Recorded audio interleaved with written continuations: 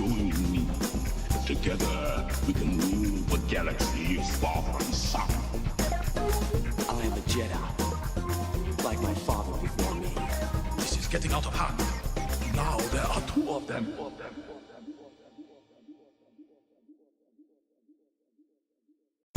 Join me. Together we can rule the galaxy far from sun. I am a Jedi, like my father before me.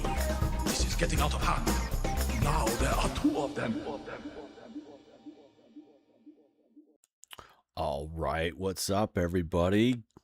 Hello, Space Wizards, Plastic Spacemen, and Rebel Princess. This is Todd Hoffman and Trent Hoffman. You listen to Big T and Little T, a Star Wars podcast. Welcome to episode 241. Today, we're looking back at the last two episodes of the new Disney Plus show, Maul, Shadow Lord. So, kind of a change of plans. We were supposed to have Ro from Scarif Scuttlebutt on, and we were going to bring Sunshine from Scarif, but unfortunately Trent had a little allergic reaction the day we were going to record. He ate something he shouldn't have, and so it just didn't work out. But Trent is fine. He's recovering just fine, but had the ambulance, the whole thing. And he's very severely allergic to wheat and tree nuts, specifically almonds, and something he had almonds in it, and we weren't aware, and his throat started closing up, and he couldn't, blah, blah, blah. It was a whole thing. So, but we were supposed to have Ro on from Scarif Scuttlebutt podcast, so just pretend Ro's here. And he's here in Jedi Force spirit, but unfortunately, things kind of changed, and so, and now Trent is recovering, so now I'm doing this by myself, but that's okay. As the saying goes, the show must go on. So super exciting weekend. We had free comic book day, which was Saturday, and so that kind of kicked off the weekend. Trent and I trooped. He busted out his new biker scout, and that was super fun. So we're able to support a lot. I was Bat Collectibles Empire in Wheaton, Illinois, and got to hang out with Ray and his team. Great people, and so we were able to support him. Family came up, which is super cool. My aunts were in town, so they came in, and then my mom and dad and my two sisters and their family. It was a lot of fun. So it was kind of a family affair, and they have a really cool farmers market right there. So technically that's why they were coming, but I just happened to be in the way of the farmers market and on the way, and that was super fun. But it was just really great interacting with people, and it was a little chilly that day in Chicago, about 50 degrees, but perfect for armor, and it was so much fun, and we had a great time. And Trent probably trooped the longest he's ever trooped, and so that was super fun. So so happy May the 4th. I hope everybody had a great May the 4th. We did a lot of, we were supposed to do a troop. It didn't quite work out. We were both a little miffed about it because we went all the way up there and it just fell through apparently or whatever. And so, but we had Chipotle, then came back and watched these two episodes, and it definitely made up for it because, it was just like, we wanted to, share some smiles and have some fun. And it just didn't work out. So, but here, and let's see. Mandalorian is only 14 days away from this recording. It is 2 weeks away, which is kind of crazy. And then Celebration tickets went on sale. It's kind of on the fence. Didn't know really if we could slice it and dice it and make it happen, but I was like, I'll wait on it. And less than 24 hours, the thing sold out. So that's pretty amazing. I mean, honestly, for all the people that said Star Wars is dead, it's not. I mean, that's pretty much proof in the pudding that at least there's a niche out there that support it. And some of the times I think we focus a lot about the online stuff, which is, again, in itself, there's a lot of great community in that, but there's also a lot of negativity that kind of comes along with that. It's a double-edged sword. I mean, it happens. It's just a tool. So that makes it a little bit difficult. It can skew your perspective. I know when Star Wars Celebration in Chicago happened in 2019, we were just coming off of, The Last Jedi and all the Rise of Skywalker was not out yet. That was the big announcement at Star Wars Celebration 2019. And nor was The Mandalorian out at that point, which also was announced at there. But I know going into that, I was a little like, are we going to have some like Last Jedi haters or anything like that? Or something where, like, lack of a better word, but like a protest or something. I don't know. I was thinking that there was going to be like some highly debated nerd debates or something. I don't know. That's what I was thinking. And actually, it was none of that. Just everybody loving Star Wars, being cool. I mean, again, from my perspective, we didn't experience any of that. So that's always super cool and fun, when you have something like that. So yeah, I just think it's great that it just, the fans are out, and Celebration is going to happen next year to celebrate the 50th anniversary, which is pretty amazing. Okay, so let's move into our main topic. So we have basically, I'll give you the two kind of hooks here, or really, the short description. So chapter 9 is Strange Allies. This is the 9th episode of Maul, which was released on May 4th. The official description is: trusted is tested as newly forged allies navigate the only way out. A cool quote from the series is: since we have the means to leave the planet, our only chance of escape is an alliance. That is Maul to Captain Lawson. And then chapter 10, which is, again, they did a really good job. It's not even on the main title screen. It's just chapter 10, the finale. It's not until you get into the episode that they actually show the real title, which makes sense. Is chapter 10, The Dark Lord. It will make sense in a second, which is the 10th episode, final episode. Also debuting on May 4th. Official description is called One Last Test, One Last Chance to Escape and Survive.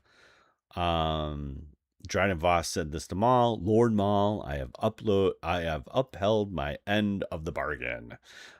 Is a nice kind of quote from that. But those are kind of, just the official descriptions for both those episodes.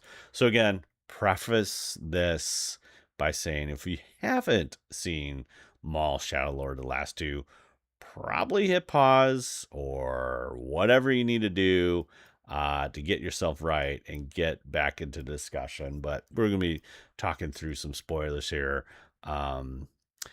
Cue the, what is that alarm called with the Star Destroyers? Helix alarm? I don't know.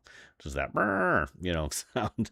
Okay, one word to describe episode 9 and 10 is awesome. Yeah, I just think whatever the kids say today, it was lit. I don't know. It was cooking. Let me cook. Trying to think of what other.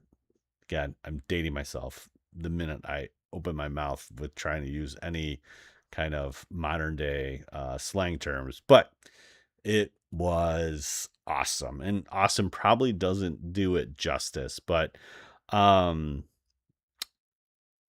so the question is, did these episodes feel like a true culmination of Maul's journey? I would say there's still a little meat on the table there. I think again, Maul's journey is pretty interesting, and I like that it just stayed in Janix and didn't really move too much, but it is really well done that the fact that Devin is he senses her presence and then kind of gets fixated on it and really feels like that she could be um the his apprentice or at least a partner in that. And so I don't think it really fulfills like a true culmination of Maul's journey, but it's definitely something where he's trying to advance in the next level, which I think is super super cool. um where is Maul's mentality at the stage compared to early in the series? I think it's the same. He is a little bit less confident at the end because both of his Zarbak brothers die. He lost his spy bot, which is another gut punch. He is mentally not quite there because he feels discarded. And again, like the mechanical leg thing is a weakness in a sense to him, which is kind of interesting. So I think his confidence level is not quite there, but it's definitely something. I just I feel like he still has a plan, which is great. Still has a plan, which is awesome. And yeah, so I think it's really really cool. Um, but I would say it's a little less than when it started because you could totally tell he's in command. He's got a little kind of underground thing going on, and then now that the Empire's hotly on him, I think it makes it a little bit hard for him to operate. And the Lawson angle also, Lawson, yeah, it just has a complication to it, and so I think that's what kind of slows down his plans a little bit. Is he more driven by revenge, control, or survival now? A little bit, I would say. Obviously, the Kenobi thing is still an underlying thing, but I think it's more control. Uh, when we get to chapter 10, the finale, I definitely think it's just straight up survival. I mean, there is a moment, obviously, in chapter 8 when things are looking bleak between the Inquisitors and Maul. It's definitely another survival thing, but he's still in control of the situation and really is anchored on Devin, which is super super cool. As far as like his overall plan, the Voss thing also plays into it nicely. So basically, Voss wants to rescue him, get him out, and he wants Maul to take out the Black Sun leadership. But I think it plays into Maul's overall plan, like, hey, I want to continue to be in this crime syndicate business and just leveling up in such a way that he can leverage Voss's original plan and kind of turn it on his own. And we know that happens in Solo as far as him being behind the Crimson Dawn, which is surprising in Solo, but it's all making sense here as we watch Maul Shadow Lord unfold. Um, do we see any trace of the apprentice he once was under Darth Sidious? A little bit, but again, I think he could control. He's more of a ruthless killing machine in Phantom Menace, really. And that changes a little bit in Clone Wars with Savage and seeing his brother. And I think again, he's definitely more in control, especially, you know, he can turn it on and off more or less, which is kind of also an interesting thing. Um, Has Maul become something entirely different than Sith, or is he still trapped in the identity? I mean, obviously he has the title of Darth, so he's part of that Sith culture lore, but I think he's probably a little bit more in shaking that off because Palpatine doesn't want him and doesn't really care for him and doesn't really it doesn't his existence doesn't matter in a sense. He feels like he's still kind of damaged, broken, and Sidious Emperor Palpatine has his own pet project, which is obviously Anakin Skywalker. But okay, so how effective is Maul as a leader in these episodes?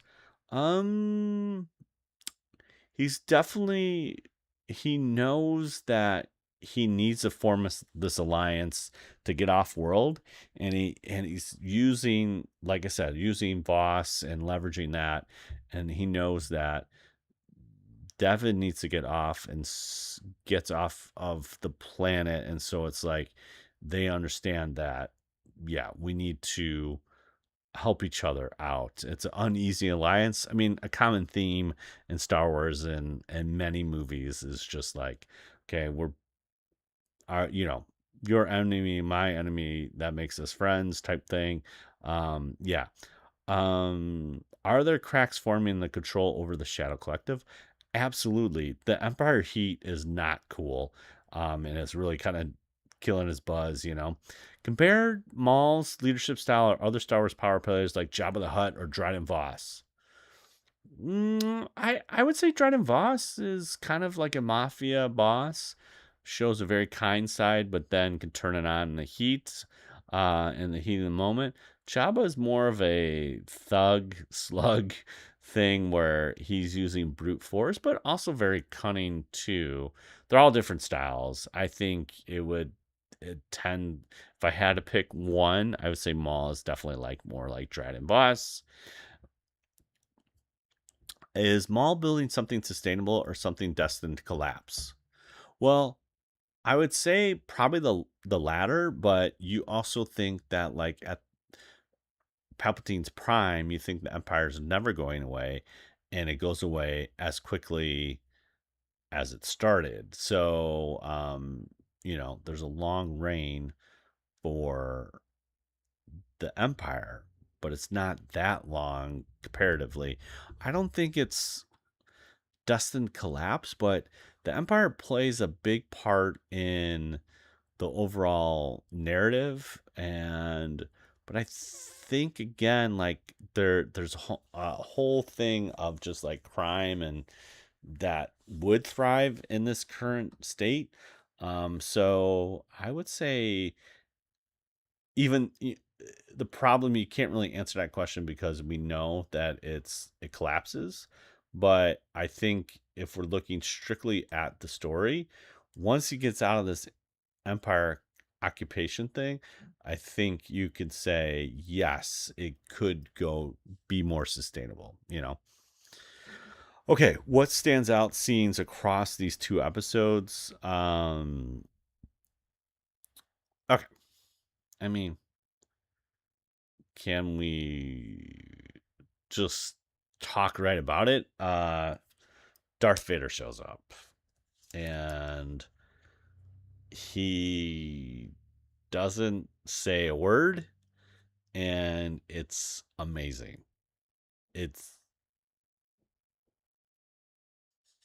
Yeah, it's just I don't even know what to say. It's like I, I know little T Trent was standing up and screaming when he showed up. So we talked about this before.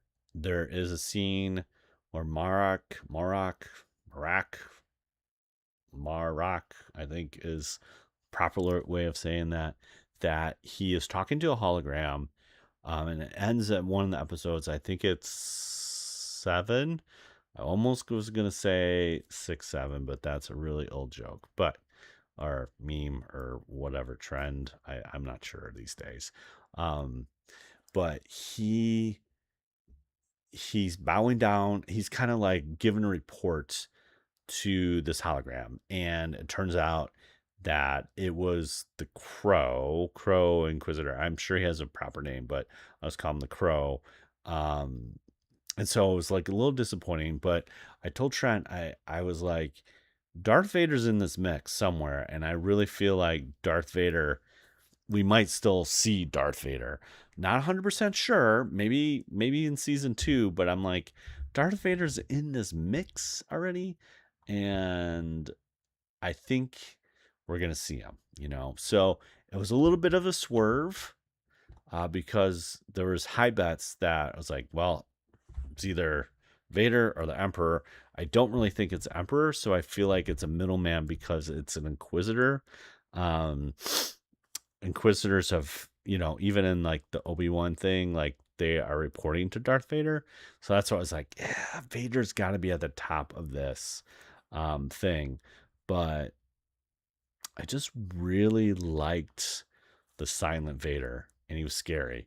And I gotta read this little quote that I saw from Filoni that is really great. So this is coming from Dave. I don't know if this is on a podcast or an interview or whatever, but it's pretty cool. So, okay.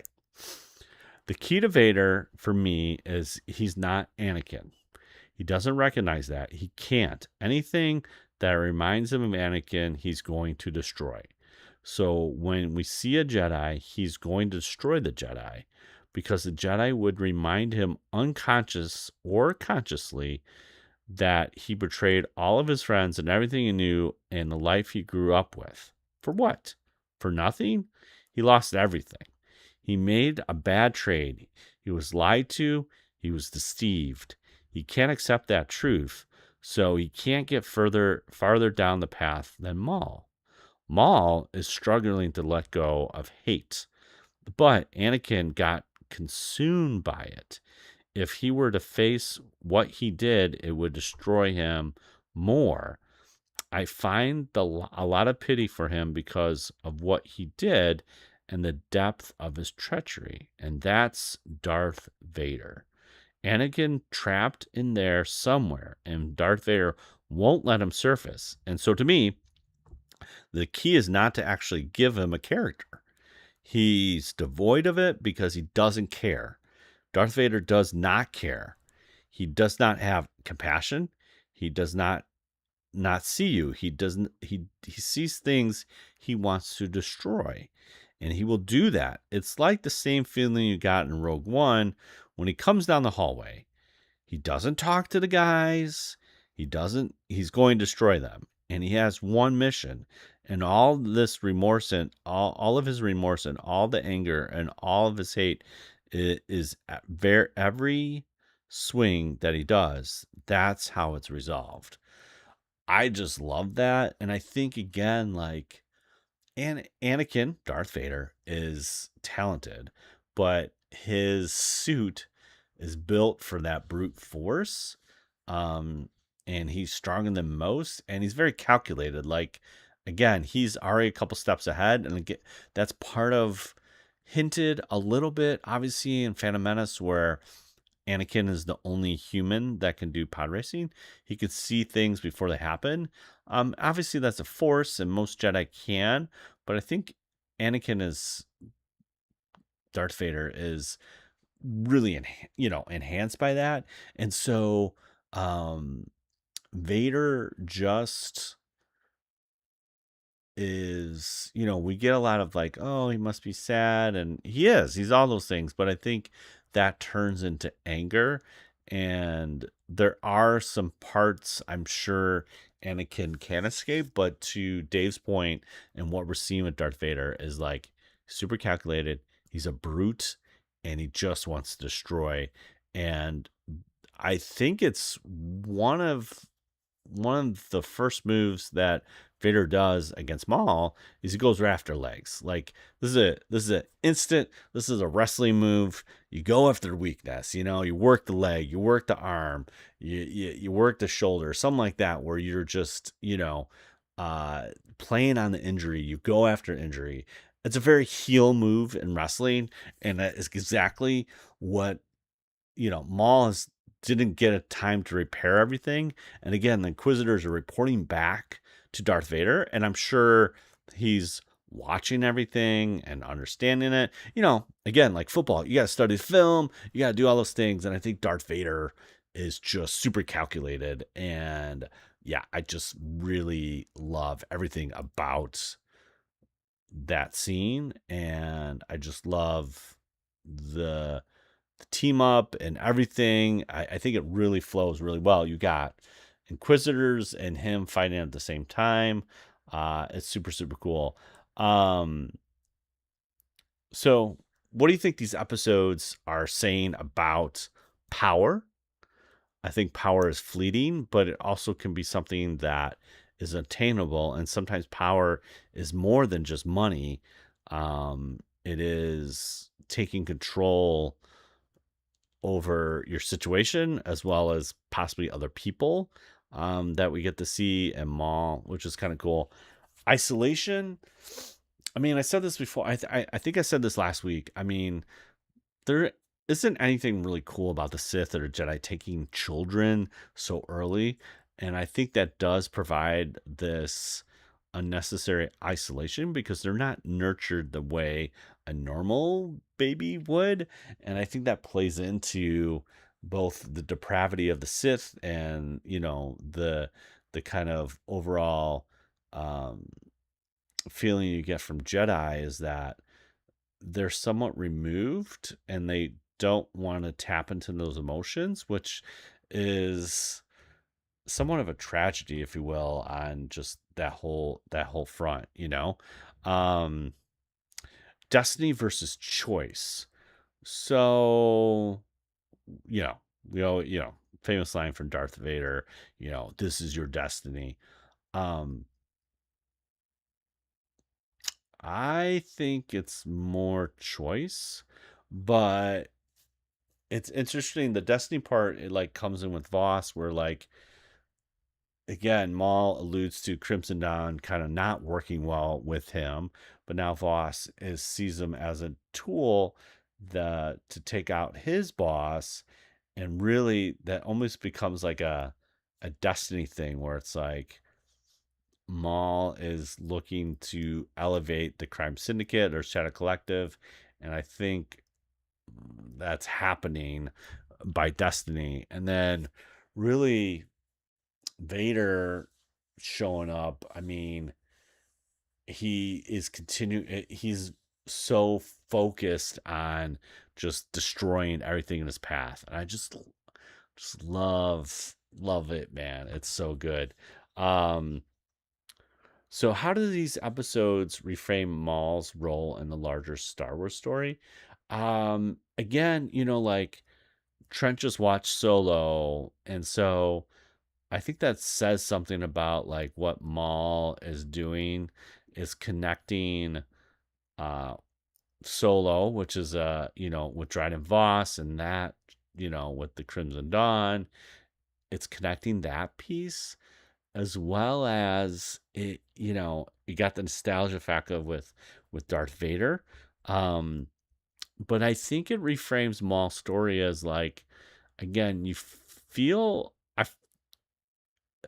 I feel like you feel a little bit more remorse for him, but there's something interesting about a villain that has this deeper side. And I think that's why we're so sympathetic with Anakin, because at first we're like, oh, Darth Vader, he has a son, but then there's all this other stuff with Ahsoka and Obi-Wan. Yeah, there's just a lot there to unpack. But I really like this version of Vader so much. Um, let's see. How do episode 9 and 10 connect events in Star Wars and Clone Wars or Star Wars Rebels? Well, it sets up Rebels because we know Maul loses it in a sense. He's more focused on at the end with Obi-Wan. But in Clone Wars, I mean, it's Maul setting himself up the Mandalore and getting in with Death Watch is a brilliant move. I mean, it really is. And so we see, think it connects more to that because we're seeing that like Maul's being more strategic on that front. But again, Rebels, we see him going after Ezra, you know, as another apprentice. I mean, it's very calculated. So I think I would have to say they connect to both essentially. Um, could this story overlap with characters like Ahsoka Tano, Obi-Wan Kenobi in a meaningful way? Yeah, I mean it can. I don't see why it couldn't connect to Ahsoka. I don't see why it could connect to Obi-Wan. We know eventually it does connect to Obi-Wan with Rebels, so we know that happens. The Ahsoka part is interesting because she's obviously around, so it could happen. I don't know what that connection would be. I mean, we know canon, non-canon. Well, canon that was in a book, and then they changed a little bit. But she takes out Inquisitors, so we know that she's formidable. But yeah, um, rate episodes 9 and 10. I mean, if we're doing 5 stars or 5 T's or 10, I think we do 10 T's and star. I don't know, stars and T's. We like to say. I definitely think these last two are 10 out of 10. I mean, they're just great. Yeah, I mean, there's just. I know from I just read an article about IMDb, and basically, it's the highest rated show on IMDb, so it passes Andor. Um, Again, Andor has a special place in my heart, but the animation's so good. They're using a lot of different techniques, which I really love, and just because they're pushing the envelope a little bit, the story and the animation. I mean, the lightsaber scenes were so good. I mean, Acolyte. That's one thing Acolyte had. Well, lightsaber scenes were great, but I just think they're even amped up even more from an animation perspective, and obviously they can do a little bit more with animation. So, but overall, these last two, you got the Uneasy Alliance, you got Maul, Vader fighting it out, and Maul like saying to Vader like you're something, more than you're just different. You're like I don't know what you are. Um yeah, it's just great. Which moment sticks out to you? I think again, Maul being calculated, it's it's different from like Grievous, where he's just like, I'm out of here. Like he flakes out. Like Maul is strategically like, gosh, I forget his name. I'm just gonna call it Dino Jedi. Their team up and they actually save each other a couple times against Maul. But there's at one point it was like, I need to get to Devon, and I'm gonna separate you, and actually I'm gonna let Vader kill you because I know that death will put Devon on that path that I want it to be. Again, this is something that we see all the time. I mean, it's straight out from A New Hope, where Uncle Owen and Aunt Beru pass away, and it pushes Luke on this different journey. If they're still around, and anchors them into still staying out in Mos Eisley, still farming, doing his moisture farming, and staying on for another season. It just anchors him down to the mundane of life, and it doesn't push him forward. So by the death of his aunt and uncle, it pushes him forward, as well as Devon. Devon, to me, is basically going to be the Darth Talon of this new canon. So if you're not familiar with Darth Talon, she's a red Twi'lek, Sith Twi'lek that we see in, gosh, what is that? I think it's one of the Skywalkers. He's like Cade Skywalker or something like that. I forget. It's in a comic. But I think we're gonna see her turn into that version, which is super cool. I think it's gonna be awesome. Um,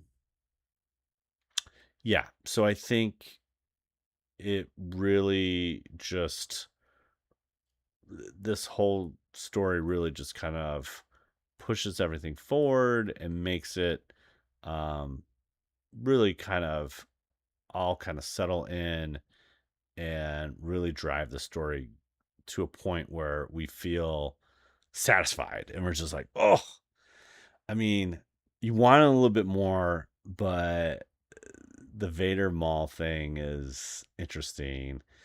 And I think it's just really cool that Maul is using Vader to get what he wants as well.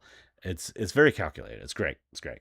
If Maul could change one decision in these episodes, what would it be?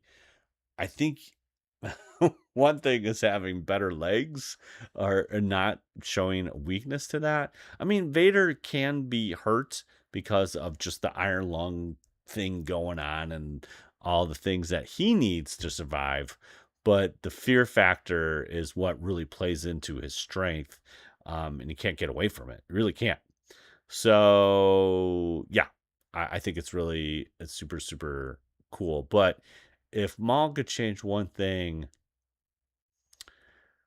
probably maybe getting out sooner from the Empire, because the Mando ship that they have, the Mandos kind of, some of the Mandos defect on him and they try to escape and they ruin his escape plan by the Empire blowing up that ship. But again, like, getting this transport with Voss is somewhat lucky and not really ideal. It's probably like having a backup plan for escape, really, is what I feel like. How do I get off this planet if the Empire comes or they find out that I'm still alive? That kind of thing.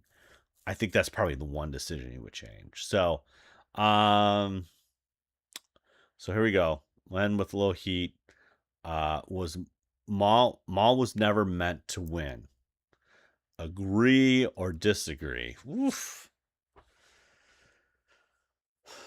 So I'll say this like any other apprentice that Sidious has, they're a tool, but I think he was set up to win.